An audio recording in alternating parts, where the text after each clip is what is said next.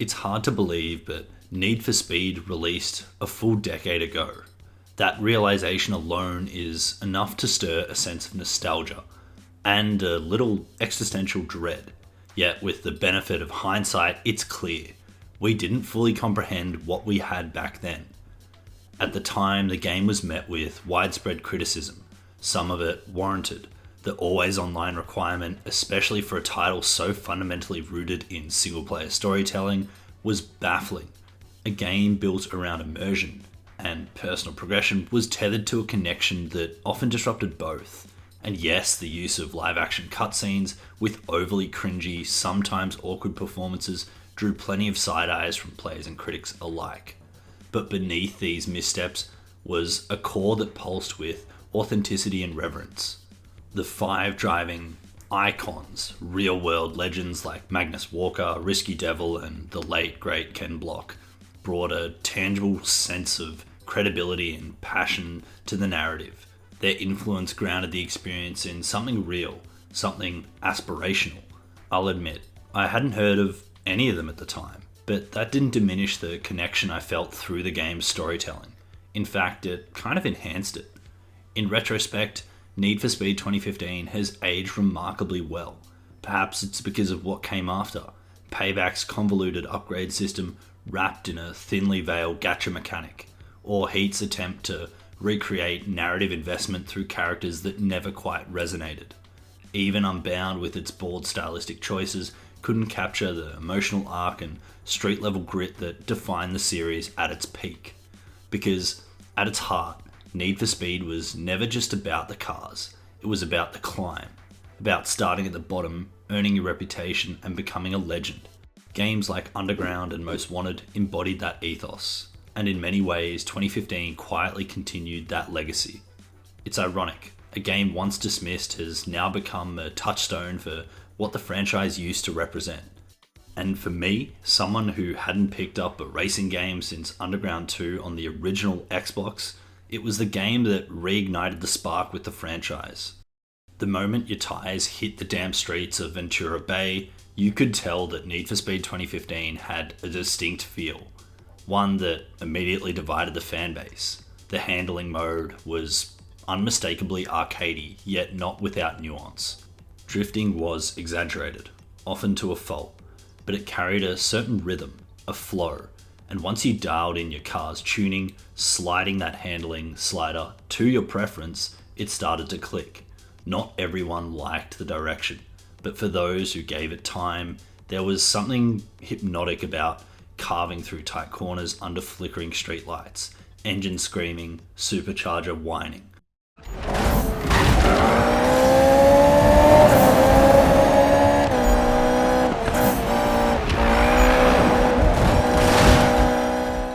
Still, the system wasn't without its frustrations.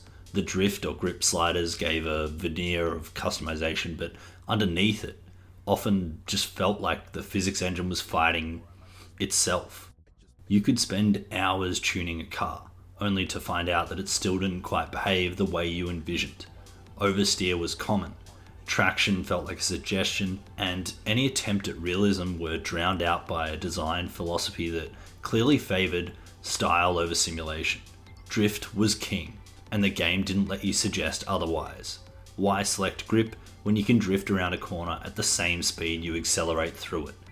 It's an arcade racer, but thankfully this balance has been fine-tuned and arguably perfected in Need for Speed Unbound. As for the races themselves, they were chaotic, messy, and occasionally brilliant. The AI had a mind of its own. Rubber banding was aggressive, sometimes absurdly so. You could dominate an entire race only for a single mistake to cause your rival to slingshot past you in the final stretch, like they were powered by divine intervention. The other half of the time, the car was so much quicker or better than what I was even racing. I just felt like I was driving against myself. And yet, despite all that, the races were fun. Not because they were fair or refined, but because they were unpredictable. Raw. You had to earn your wins, not just by racing well, but by adapting to the chaos. Compare that to more recent entries like Heat or Unbound, and the difference is clear. These games leaned into more responsive and predictable driving models. Smoother, yes. More technically competent, arguably. But somehow they lost that scrappy, visceral energy 2015 exuded. In trying to refine the experience, something got left behind. There's also the atmosphere to consider. 2015 was nocturnal, soaked in neon and rain. Every race felt like it took place in some perpetually twilight dream. The aesthetic wasn't just a backdrop, it was the tone. It amplified the driving. Every drift lit up reflections on the wet pavement. The vibe from these races is what we'd pictured a modern underground title to be. Looking back, the driving in Need for Speed 2015 wasn't perfect. Far from it, but it was memorable.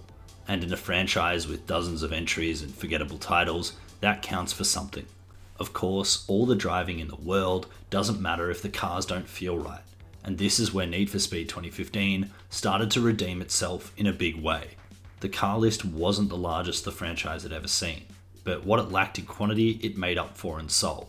There are some very heavy hitters here, just a vibe. This was a return to form. After years of stripped-back tuning systems and surface-level paint jobs, 2015 gave players a canvas again. Wide-body kits from Rocket Bunny and Liberty Walk, real licensed parts, full livery editors, it was all there. Systems that would lay the foundation for the next 3 titles. You could lose hours just in the garage, tweaking your ride to get the perfect look before hitting the streets. The game didn't hand you a supercar from the jump either. You started small. BRZ, Ford Mustang, Honda Civic, and worked your way up. This selection of 3 was, well, kind of mid to be honest. None of these stood out, and even as an 86 driver, the BRZ was a no-brainer, but even still, all of these really lacked any pull, but it created that old school grind, which made the high-end cars and builds mean something. Earning your dream car didn't just cost in-game cash, it cost time, skill, and patience. It made each car in your garage feel earned, not just bought. A tangible connection between you and your rides. Sure, the roster had its gaps. Fans of exotics might have felt a little underwhelmed. And yes, the handling quirks we talked about earlier meant not every car felt distinct on the road. But there was still something special about building a dream ride and watching it tear through the soaked streets of Ventura Bay. It wasn't just a car. It was your identity. That ultimately was the magic. The way Need for Speed 2015 made the garage feel just as important as the streets. The way it made the process of building a car feel like an integral part of becoming someone in the world it created. And in doing so, it quietly reminded us that Need for Speed has always been about not just racing, but belonging. But the sense of belonging also came from the not so incredible story. I say so because this wasn't a masterpiece by any means. In fact, it wasn't even an original concept. We've been the new kid on the block trying to put reputation on our name for a while in Need for Speed games. But what makes it special is, well, the crew. Now yes, the story had its fair share of cringe-worthy moments. The live-action cutscenes, complete with first-person fist bumps, bro hugs, and energy drink placements, made it feel like a try not to cringe compilation at times. But underneath that campy exterior, something earnest was there. The characters, Spike, Amy, Manu, Robin, they weren't Oscar-worthy, but they felt real enough. You get to know them, their goals, their insecurities, their passions, and as you built your reputation, they start to feel less like cardboard NPCs and more like a crew you actually belong to. Spike was probably the most divisive of the bunch, the excitable, try-hard, slightly insecure, adrenaline junkie who tried a little too hard to impress. For me, he was too much. His over-the-top enthusiasm, awkwardly delivered, and constant need for validation rubbed people the wrong way. But go back and watch those scenes now and you start to realize he's just a kid chasing a dream. He was insecure, yeah, but it was real. It was relatable. Spike wanted to matter. And even though he grated on people, I think deep down we all knew a Spike. Or hell, we were him at some point. His realness as a distinct human with actual flaws made him interesting. And by the end, whether you liked him or not, you understood why he was the way he was. Amy, on the other hand, didn't care about impressing anyone. She was all business. just builds and performance and staying ahead of the curve. She could be a little cold or a bit too, I'm not like other girls, but honestly, she was doing her thing. And for a franchise that's had a history of using women as just background noise, Amy actually mattered. She had presence and didn't feel like she was whining for our attention. Manu, on the other hand, was the vibe. Straight up. He was the soul of the car culture, or at least what the idolization of the soul of the car culture is. A community that just wants to feel something, express ourselves through our cars, speed, drift, slammed, raised, big wang, no wang, anime decals, or stock color finish. Car culture is not what I'm here to talk about, but Manu represents what the ideal car culture fanatic is, someone who appreciates every build and just lives in the moment. I personally hate Manu as a character, he's just too chill for me, but I appreciate what he does. He reminds us that the car culture isn't just about speed, it's about expression. And when he spoke, it didn't feel like a script, it felt like someone who got it. That's not to say that it wasn't cringe even still. And then Robin, the crew queen, the flirt, the woman we all thought we had a chance with. Her storyline was all about the pack, the cruise, the group run, the shared win. She didn't always get the spotlight she deserved, but she brought balance to the chaos.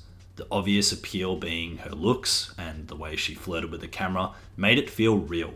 Robin's performance was the most notable, definitely because of the presence she had.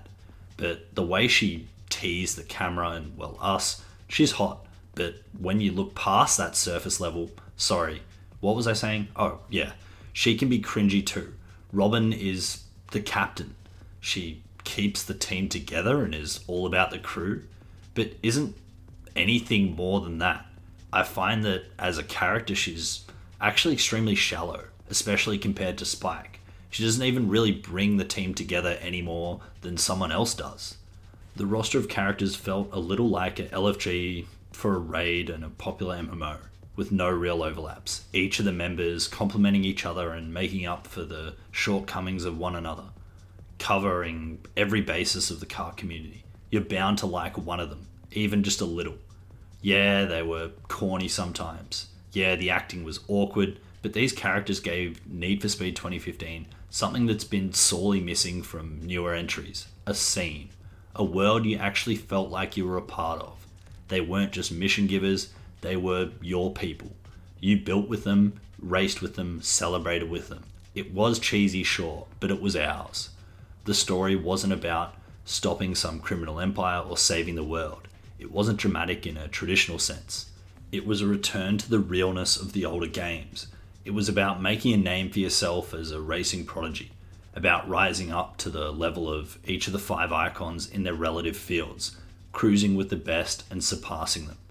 Say what you want about the cutscene or the over-the-top writing, at least it tried to connect you to something greater than just lap times and leaderboards.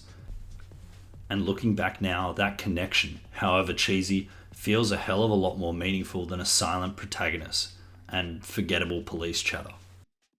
If Need for Speed 2015 had a secret weapon, it was Ventura Bay. This wasn't just a backdrop, it was a living, breathing extension of the game's personality. A city soaked in rain, wrapped in midnight, and pulsing with neon. Every highway, back alley, and industry strip felt like it had a story to tell. And while it may not have been the largest open world the series has offered, it might just be the most distinct. There was something almost dreamlike about Ventura Bay. The entire game takes place at night, an eternal twilight drenched in haze and humidity. Headlights reflecting off puddles, roads, the soft glow of street lamps painting the pavement gold, and the ambient hume of the city resting just beneath your tires. It was moody, cinematic, a love letter to urban car culture. And it wasn't just visual flair. The atmosphere bled into everything, from the chill off the back streets to the adrenaline spike of weaving through city traffic at 200 kilometers an hour. The industrial areas felt gritty and raw, perfect for high-speed sprints. The hills overlooking the city gave you space to drift and breathe. The winding freeways offered moments of calm before the next rush. It was a map designed with purpose, not just size in mind. More than any Need for Speed before or since, 2015 captured the almost spiritual connection between car and city. You weren't just racing in Ventura Bay, you were a part of it. And that eternal darkness that was intentional. It wasn't laziness or budget constraints, it was a mood, a statement. Ventura Bay wasn't about sunny joyrides or beach cruising. It was about shadow runs, midnight meetups, engine growls echoing off empty parking garages. It was about the underground, in tone, in style, and in spirit. Sure, other games give us more biomes, more landmarks, more interactivity, but few ever felt this cohesive, this curated. Need for Speed 2015 didn't just drop you into a map, it placed you in a scene. And years later, that scene still lingers. When people talk about why this game has aged like fine wine, it's not just the cars or the characters, it's the feel of cruising through Ventura Bay at 2 a.m.